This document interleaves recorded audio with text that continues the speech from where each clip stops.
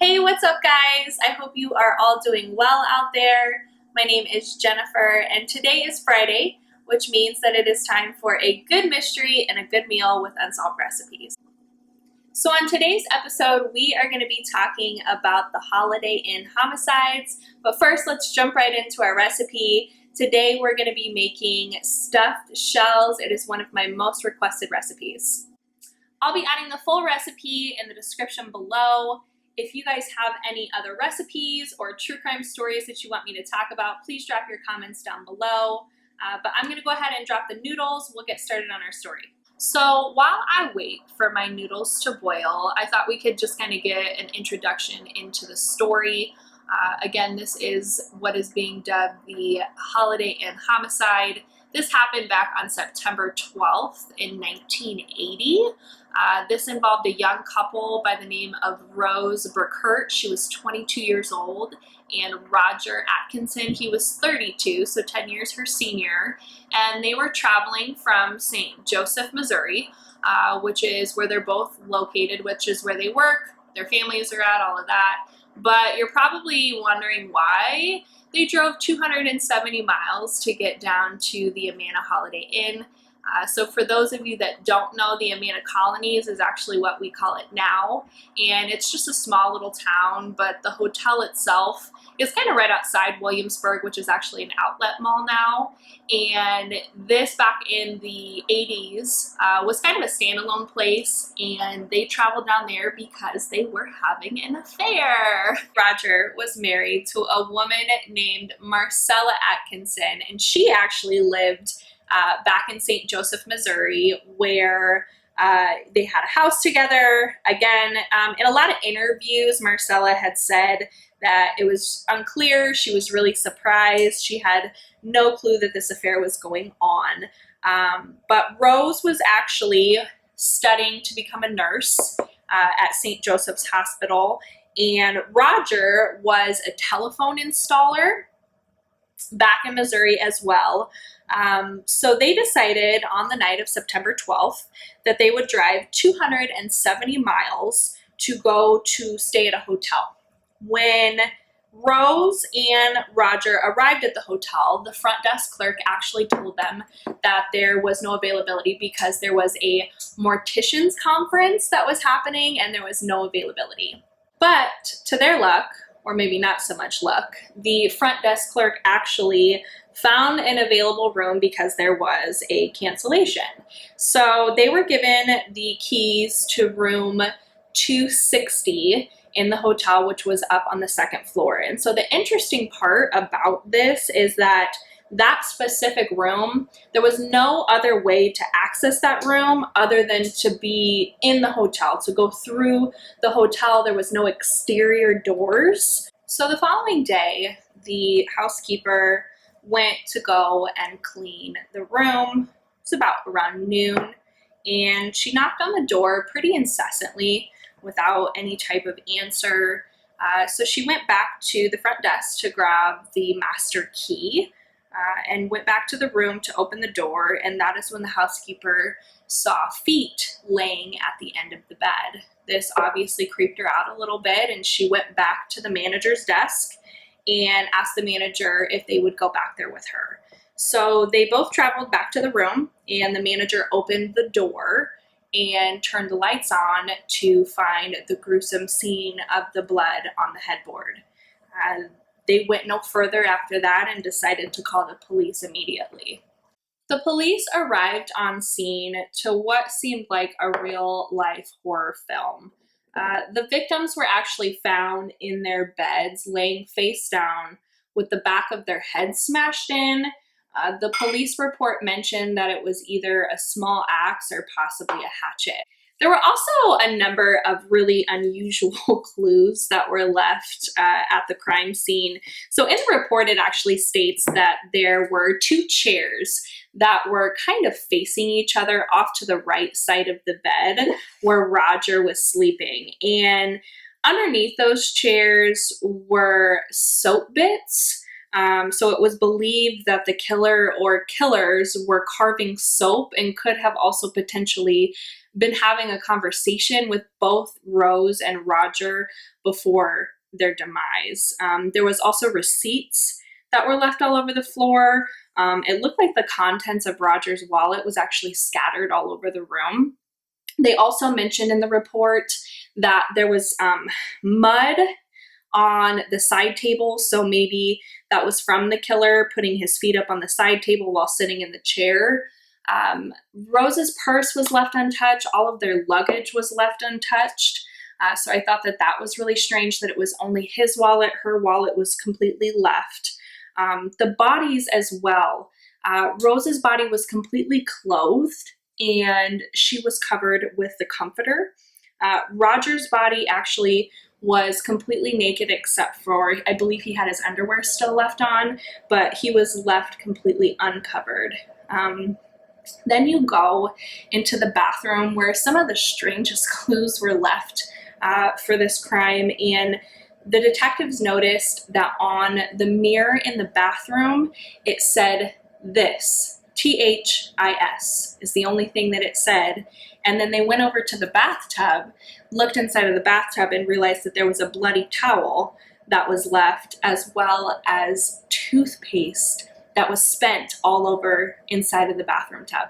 There was also, after extensive research, found to have male DNA on the towel that was left inside of the bathtub, along with the toothpaste. So, of course, the detectives for the case were pretty perplexed with this. They didn't know what to do. So they took the information to a forensic psychologist, and the forensic psychologist actually noted that this is a very common occurrence in heroin addicts.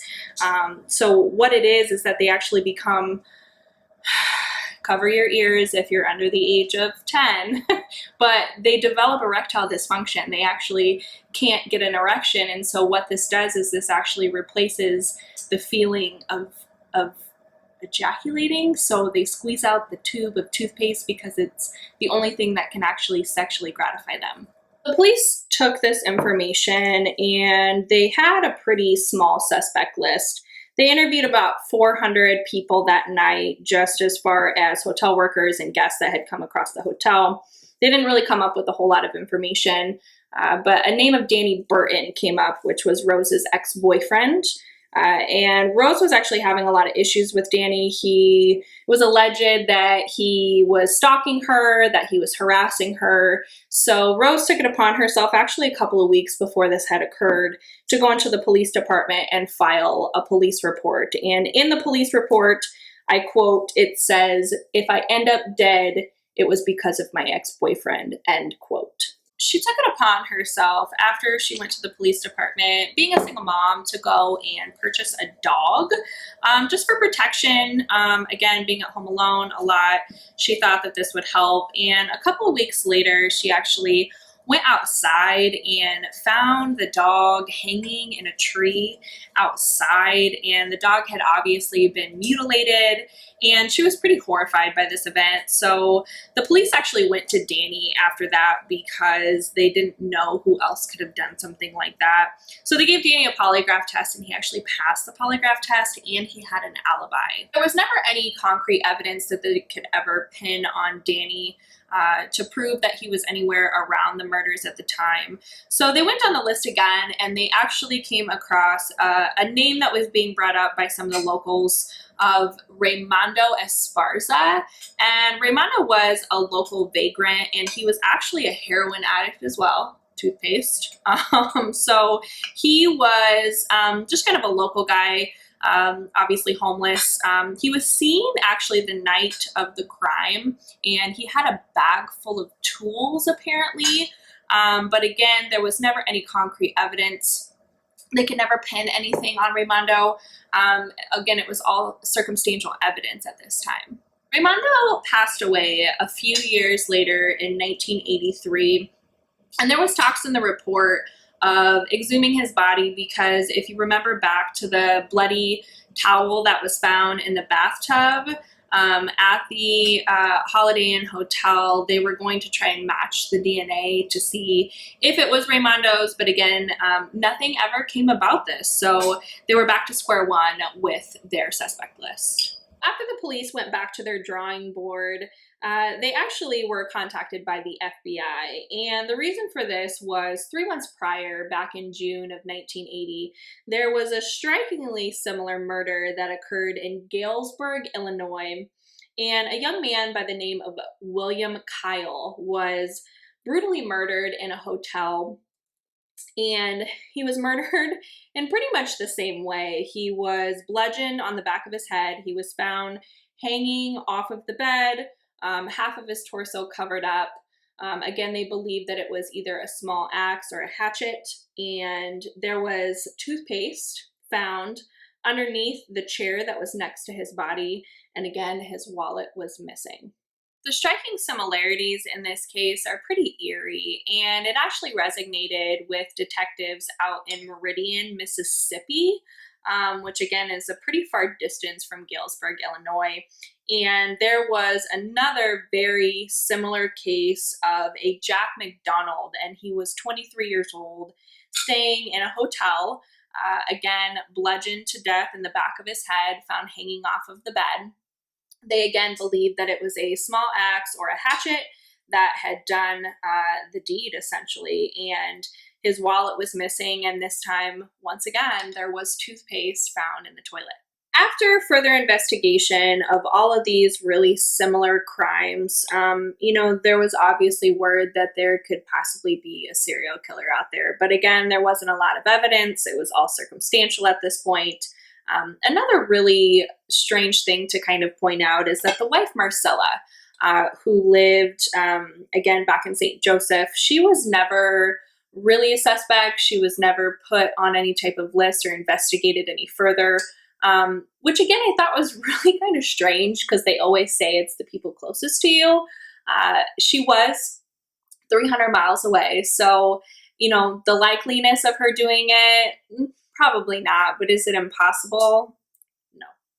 Doing further research into Marcella and just trying to figure out who she was, again, she seemed pretty, heartbroken. Again, this was her husband. She had no idea that he was having an affair, or so she says. And then also to find out that your loved one has been murdered, it was pretty horrific. But come to find out, she actually has been a little closer to murder than you would think. Marcella is actually related. Her uncle happens to be a serial killer himself, and his name is Charles Hatcher. You guys, when I tell you that this threw me for a loop, I could not even believe what I was hearing. The story had so many turns. I was so elated to just keep reading and reading and reading, but to find out that not only this poor woman had her husband murdered while he was having an affair in a hotel, and then also her uncle is an infamous serial killer. So a little bit more about Charles Hatcher. He actually was alleged to have murdered anywhere from about 10 to 15 people, but he was actually supposed to be in a Nebraska mental institute at this time, and of course he escaped and he was free during this time. No one had any idea where he was. The police investigated a little bit further, and they found that he actually was working at a restaurant under an alias in Nebraska somewhere apparently, but again, there was never any type of confirmation, and he was caught pretty shortly after this time frame, and again, all circumstantial evidence, and he was never brought in for questioning. So guys, I don't know about you, but today's story kind of threw me for a loop. When I began researching this, I was totally thrown off. There was more twists and more turns than anything that I've ever heard before. You should take it upon yourself to go and read this story. There's plenty of websites out there, and follow up and let me know. Drop your comments below. What conclusions maybe you come up with. I have not been able to come to any final conclusion. Do I think that this could have been a serial killer? It kind of has the same MO. Again, relate all the cases across the board, and the toothpaste thing. I can't get over the toothpaste thing, and I'm sure you can't either. Was it Marcella? Was it the crazy ex-boyfriend? I still have no clue who I think it possibly could have been, but either way, I believe that they were probably in the wrong place at the wrong time. So until next time, guys, and as always, remember to stay safe and stay